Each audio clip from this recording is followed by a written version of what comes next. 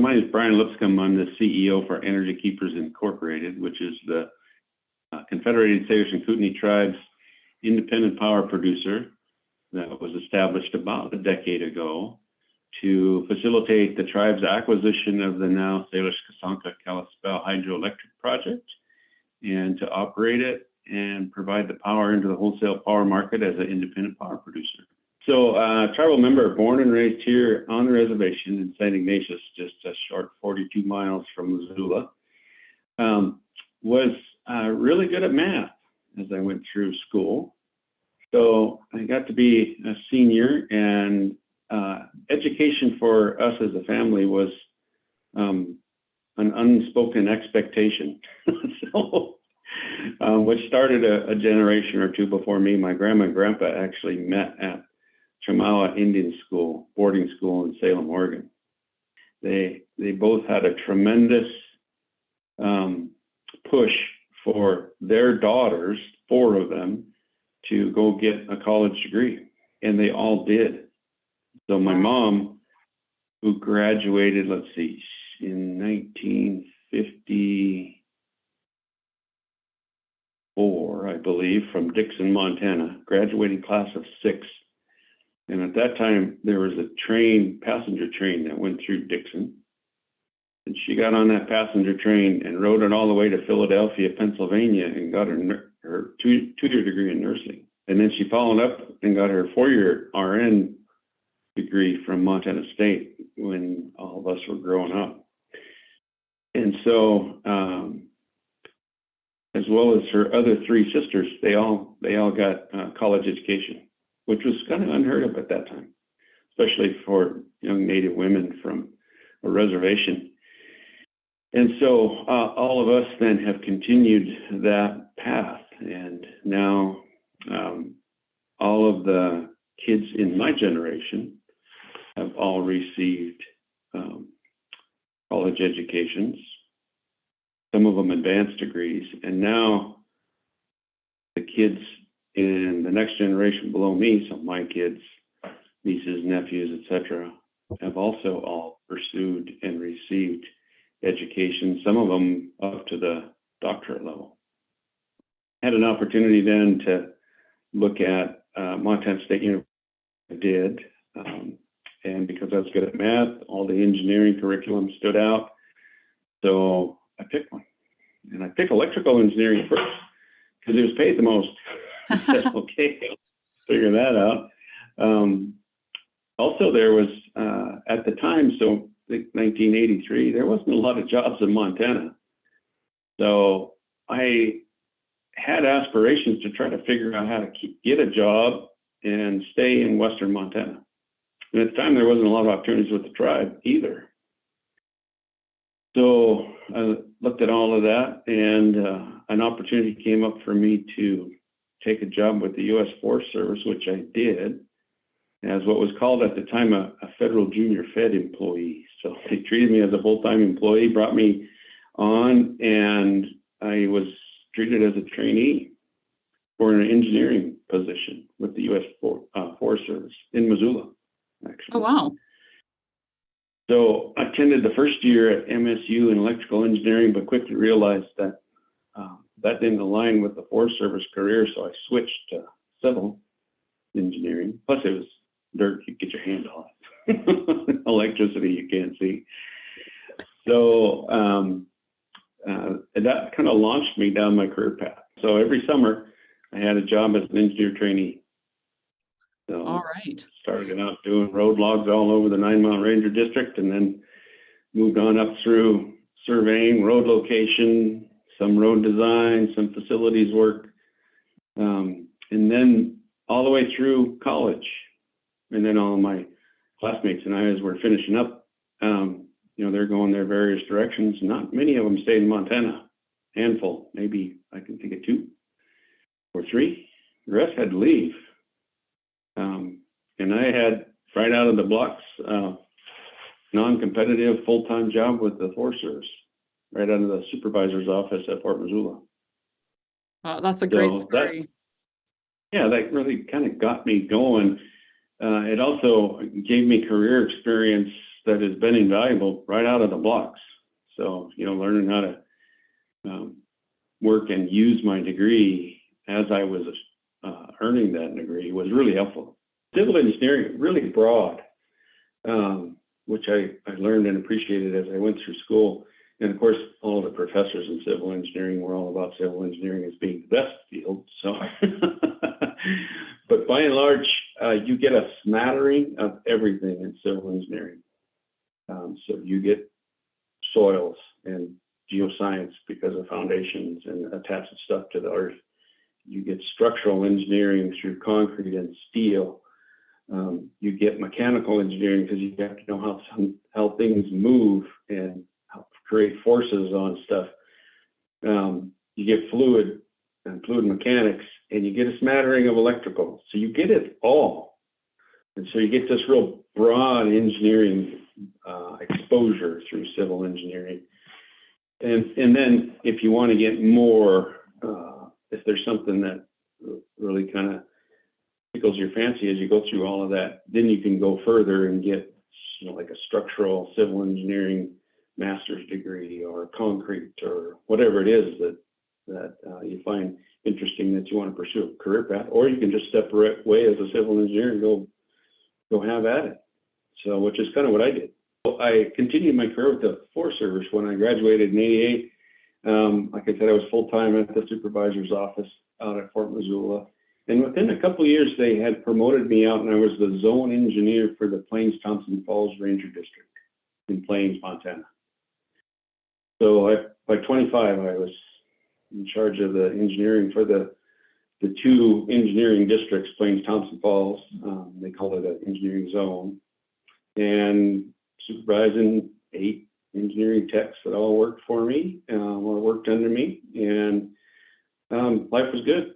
And then as a tribal member, you get the Qlispe News, it's called, our tribal newspaper, every week, and I was watching that. And I saw a job come up, and I noticed in the paper that the tribes were starting to do more and more taking over BIA programs, Bureau of Indian Affairs programs, here on the reservation. So the tribe was actually doing all of that and taking it over at that time. This would have been about 1992-ish. And I saw advertised a job titled a Division Manager for Fish, Wildlife, Recreation, and Conservation. And I looked at that, read through the position description, and I told my wife, I said, I could do that job. We had just built a house about a year earlier, so he looked at me and said, well, I said I follow you everywhere except Alaska, so if that's what you want to do, okay. So I applied and got hired. And so left my career with the Forest Service and got to come home. And that's kind of what I saw it as an opportunity to come home. And I never thought that I would have an opportunity to have a career at home here on the reservation. So stepped into that role, and literally when I walked through the door, I didn't realize, but at the time, so it would have been 1992, we were 7 years into this current license for the Seli'š Ksanka Qlispe facility. And the history of all that was we had already negotiated and achieved co-licensee status as a tribe, but all of the fish and wildlife mitigation measures, so the measures that needed to be placed into the license for the licensee at the time, Montana Power Company, to try to mitigate for the damages to the fish and wildlife resources of the reservation weren't in place. So I literally got handed the file for the Kerr hydroelectric project and mitigation measures literally when I came through the door and said, we got to get this done. It's 7 years past due, partly because of the Department of Interior's Bureau of Indian Affairs lack of expertise to help get those 4E conditions, they were called, established. So that launched then my career path around hydro, which I always tell people, you don't get to go to school to become an expert in the hydro world. You go and you get a degree in some kind of engineering or water resource management, and then you come out and you get a job in the hydro world, and then you start this long learning trajectory about hydroelectric generation and flood control and river management. And man, has it been an interesting path. that I, unbeknownst to me, stepped onto back in 1992. I took a job also with the tribes for the tribes Department of Lands to help get all of the lands acquired on reservation to dedicate towards mitigation. So did all of that for about 3 years. So spent $30 million in 3 years and bought 30,000 acres of land here on the reservation. That is kind of another story about the overall impacts of allotment here on the reservation. But bottom line, we're in the process of buying our reservation back, and so that helped that along quite a bit, plus provided then lands that we could dedicate towards mitigating for the losses of operating this facility.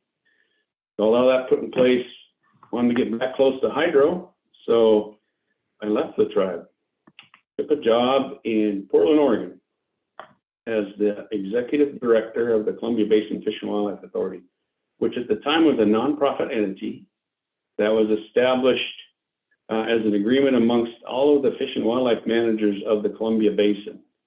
So tribes, state fish and wildlife agencies, and federal fish and wildlife agencies that needed to coordinate their mitigation activities for the entire federal hydropower system of the Columbia Basin, which I got exposed to because I represented the tribes in that conversation for my entire career as a fish and wildlife manager, because the tribes here, and still do today, pursue mitigation for hungry horse and libby because of their locations in our Aboriginal territory. So obviously mitigation for hydro was right in my wheelhouse, so away I went and went off to Portland for 5 years, from 2005 to 2010.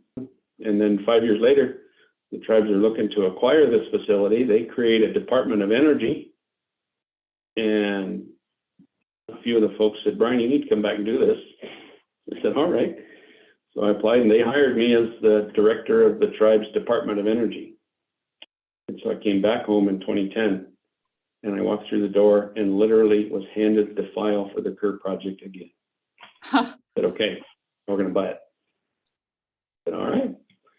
So that started then a pretty high-paced process to figure out, okay, if we're going to buy this facility, what are we going to do with it? How are we going to structure ourselves to basically build a MIT and catch it? There's all different opportunities within the business space now because of deregulation in 1999 that was actually beneficial for us. Because of that, we can now be an independent power producer. The tribes appointed me and 3 board members and said, "Okay, go get it done." And we had 3 years to get the company built and ready to take possession of this asset. So, yeah, I was feeling a little like, we're late. So away we went. In 3 years, we hired 36 people, and also along with that was a dispute over the purchase price with PPL Montana. So that was quite a process. As an independent power producer, they were of the mind that they should get something akin to market value for this facility instead of what we negotiated under a regulated entity with Montana Power Company. And so they were trying to push the price up, and we said, "No, we already negotiated, we've got a price, and here's what it is." And so that started a long dispute, which ended up in arbitration, which was anticipated in 1985, actually, by the tribes and attorneys. So they put an arbitration clause in our settlement at the time. And so we ended up in front of an arbitration panel during all of this, which was pretty high profile. It was the same. So an arbitration panel is set up with 3 people. We pick one, the opposing side picks one, and then there's a neutral third party. The neutral third party was the same judge that oversaw arbitration for the National Football League's initial, let's see, would have been in 2012. So at that time, there was a player settlement over head trauma. So pretty high profile. So he was also our neutral judge. And thankfully, as we went through that process and explained to him what our deal was, and why we had the deal we had and what the structure of it was, he finally looked at me and said, "Oh, Brian," he said, "good thing about America is a deal is a deal is a deal, and you have a deal, and we're going to make sure that this deal is honored." And so, wham, we get the conveyance price as we calculated it should be. So we got all that in place in March of 2014, just a short, 18 months or so before acquisition. And then exercised our option to buy, which once we went down that path, there's no turning back. When I think about all of that, if I look back on it and said, when I was graduating from college, for example, in 1988, if somebody said, "Yeah, you're going to figure all this out," I was, no, I'm talking to the wrong guy. But I will tell you that getting a degree in college gives you the tools, not necessarily to do what you're trained to do. They give you the tools to not be afraid to figure out problems and solve them. And how to learn whatever it is that you need to learn in order to be successful. So that's what's really been interesting to me as I look back. I went from being an engineer to being in charge of fish and wildlife. Right. Learned a few things. And then went into, working around the hydro system. All that was kind of in my wheelhouse, a lot of water management, having to do that. But then applying that towards running a successful business, and understanding, controlling costs and generating profit, managing risks, not only physical risks, but market risks, all things that require a lot of learning along the way. You can't go through college and get everything you need before you start. You just got to get enough to start and get out there and, get the key and get the first door open and then get started and just keep learning all through life. And that's what I've done. It's interesting when I look back at my fish and wildlife at the time, it's kind of both, a little bit of both. And so now I have two sons, and one went engineering, one went fish and wildlife. But they both asked me, "Man, what's your day look like?" And I said, "Well, you start out the day, I do at least, just seeing what's going on in the world, because it's interesting how much is impacting what we do right now. We have weather is foremost right in front of us all the time, and so watching to see what's going on weather-wise, which drives not only the operation of that system behind me, but also what's the demand for electricity. And how is that going to shape the markets on any given day or for the months out in front of us? What's happening there? And it's really interesting to see how the volatility that is being driven by climate change is exacerbating the markets that we work in. And I say that, and most people don't wrap their heads around that, don't think about that. But, for example, first of all, we've got to manage climate change real time. The lake and water management, which we manage the entire Flathead Basin above us. So the North Fork going up into Canada, the Middle Fork along the south boundary of Glacier Park, and then the South Fork all the way back in past Hungry Horse. All of that water comes through our facility. So we have to manage all of that and meet operational requirements for providing flood control, meeting flow requirements, and all of that. So we have a daily run of water, a model that we built and use then to manage all of those resources within those constraints.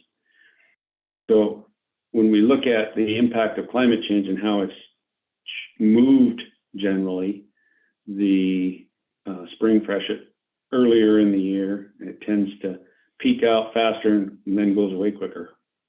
So last year was a great example, although this freshet was a little bit later because it was such a cold spring. The snowpack didn't come out till middle of June.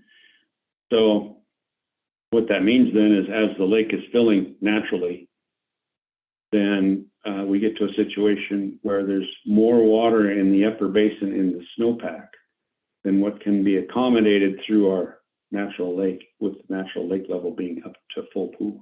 So the lake overfilled by 7 inches. We forecasted it and predicted it spot on 10 days before it was going to happen. We said, here's what's going to happen. And of course, all that water's coming out, and it'd been a cold winter. And I was updating the community, and I said, but mark my words, by August, we're going to be in a drought, and it's going to be extreme heat, and we're going to be burning up, and sure enough, we were.